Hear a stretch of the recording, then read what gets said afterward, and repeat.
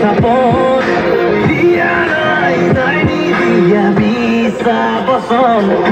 Wakar gora gora gora, jura to gora gora gora, balista banda gora gora, amar bhobishya gora gora, fitna rakhole rakhibo dema. Zindabad, zindabad, zindabad, Rocky Bull, zindabad, zindabad, zindabad, Congress, zindabad, zindabad, zindabad, Rocky Bull, zindabad.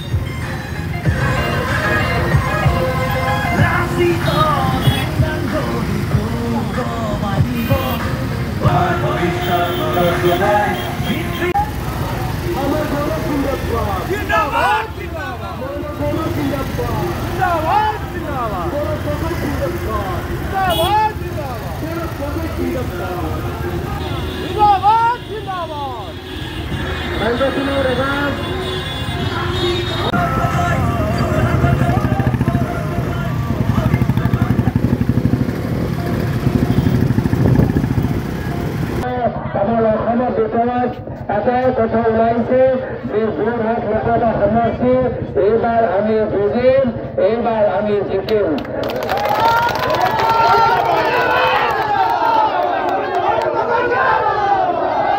অসমৰ ৰাইজে যোৰহাট লোকসভা সমষ্টিৰ পৰা এটা শক্তিশালী কণ্ঠ শুনা পাবলৈ বিচাৰে আৰু সেইকাৰণে এইবাৰ ৰাইজৰ জয় হ'ব, আমাৰ আইসকলৰ জয় হ'ব, যুৱকসকলৰ জয় হ'ব।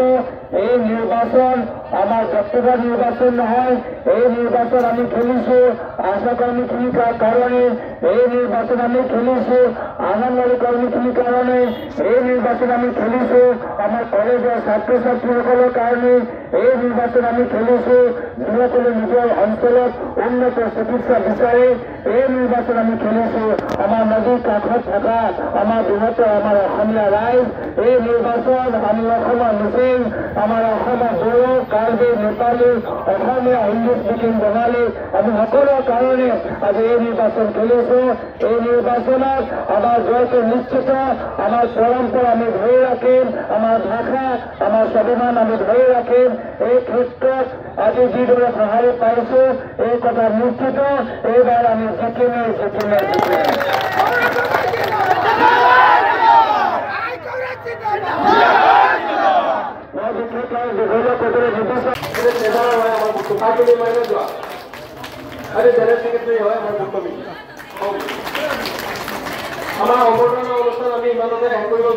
কংগ্ৰেছৰ সাধাৰণ সম্পাদক কুমাৰীয় ডাঙৰীয়া, জিলা কংগ্ৰেছৰ সাধাৰণ সম্পাদক ইন্দ্ৰজিৎ প্ৰভু ডাঙৰীয়া, জিলা মহিলা কংগ্ৰেছৰ সভানেত্ৰী বন্তি গঞ্জা বাইদেউ, ইয়াত উপস্থিত থকা মণ্ডল সভাপতি মহোদয়, যুৱ কংগ্ৰেছ, মহিলা কংগ্ৰেছ, মণ্ডল কংগ্ৰেছৰ বিষয়াসকল আৰু ইয়াত উপস্থিত থকা শ্ৰদ্ধেয় ৰাইজ, ইতিমধ্যে আপোনালোকৰ মাজত আহি এটা খুব সুন্দৰ পৰিৱেশ পাইছোঁ আৰু আজিৰ পৰিৱেশ এই মৰম আৰু এই স্বাগতম বাবে মই চবকে ধন্যবাদ জ্ঞাপন কৰিছোঁ, চবকে কৃতজ্ঞতা জ্ঞাপন কৰিছোঁ।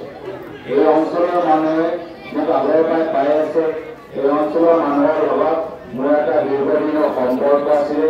এই অঞ্চলৰ ৰাইজ বহুত সময়ৰ পৰা কলিয়াবৰ লোকসভা সমষ্টিৰ ভিতৰত আছিলে, কিন্তু এইবাৰ সমষ্টি পুনৰ নিৰ্ধাৰণ হৈ যোৱাৰ পিছত এতিয়া যোৰহাট লোকসভা সমষ্টিৰ ভিতৰত অন্তৰ্ভুক্ত হৈছে আৰু ময়ো ৰাইজৰ লগত আহি আজি যোৰহাট লোকসভা সমষ্টিৰ পৰা কংগ্ৰেছ দলৰ আৰু বিৰোধী অসম মঞ্চৰ প্ৰাৰ্থী হৈ ওলাই আহিছোঁ। এই ক্ষেত্ৰত আপোনালোকৰ সহায়, আপোনালোকৰ আশীৰ্বাদ বিচাৰিছোঁ আৰু এই নিৰ্বাচনত আমাৰ মূল বিষয়বোৰ হৈছে যে যুৱ সমাজ, অসমৰ যুৱ সমাজৰ লৈ আমি এটা মূল বিষয় এই নিৰ্বাচনত আমি আগবাঢ়ি গৈছোঁ। বিশেষকৈ যুৱ সমাজৰ উচ্চ শিক্ষাৰ ক্ষেত্ৰত আমাৰ যথেষ্ট আমাৰ চিন্তা আছে। উচ্চ শিক্ষাৰ ক্ষেত্ৰত যিদৰে ফেচিলিটি থাকিব লাগে, যিদৰে শিক্ষক থাকিব লাগে, যিদৰে কলেজৰ আন্তঃগাঁথনি থাকিব লাগে, এইখিনি নাই। যিখিনি স্কলাৰশ্বিপ, যিখিনি ফেলোশ্বিপ, এইখিনি নাই। বহুতে এতিয়া উচ্চ শিক্ষা গ্ৰহণ কৰিবলৈ গ'লে দূৰ দূৰণিলৈ যাবলৈ হয় আৰু যাতায়াতৰ যথেষ্ট সমস্যা, ইমান সহজ সৰল নহয়। তো এইখিনি কথাবোৰ লৈ আমি যুৱকসকলৰ মাজত সোমাইছো। মহিলাসকলৰ লগত মন্ত্ৰী চামৰা ডাঙৰীয়া, জিলা কংগ্ৰেছৰ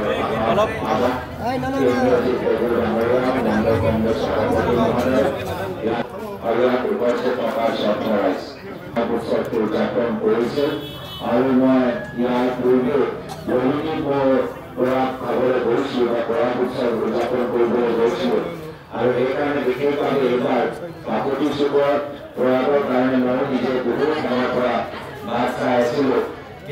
এজন সাংসদ হিচাপে আমাক বিভিন্ন দায়িত্ব দিয়ে আৰু দায়িত্ব যেতিয়া দলৰ নেতৃত্ব দিয়ে আমি নিজৰ দলৰ নেতৃত্ব আমি নানা কৰিব নোৱাৰোঁ আৰু সেইকাৰণে মই ক্ষেত্ৰত যে যি সময়ত ইয়াত মানুহবোৰ হাজাৰ হাজাৰ মানুহক খবৰ লৈছিলোঁ, হাজাৰ হাজাৰ মানুহ বাপুতি চুকত গোট খাইছিল প্ৰয়াস উৎসৱৰ সময়ত, সেই সময়ত মই আপোনালোকৰ মাজত থাকিব নোৱাৰিলোঁ আৰু দলৰ নেতৃত্বৰ নিৰ্দেশ মৰ্মে মই যিয়ে নহওক আজি আপোনালোকৰ মাজত আপোনালোকৰ পৰা আন দাবী ওলাইছে যে ওচৰত এটা ৰংগমঞ্চৰ ইয়াত প্ৰয়োজন আছে।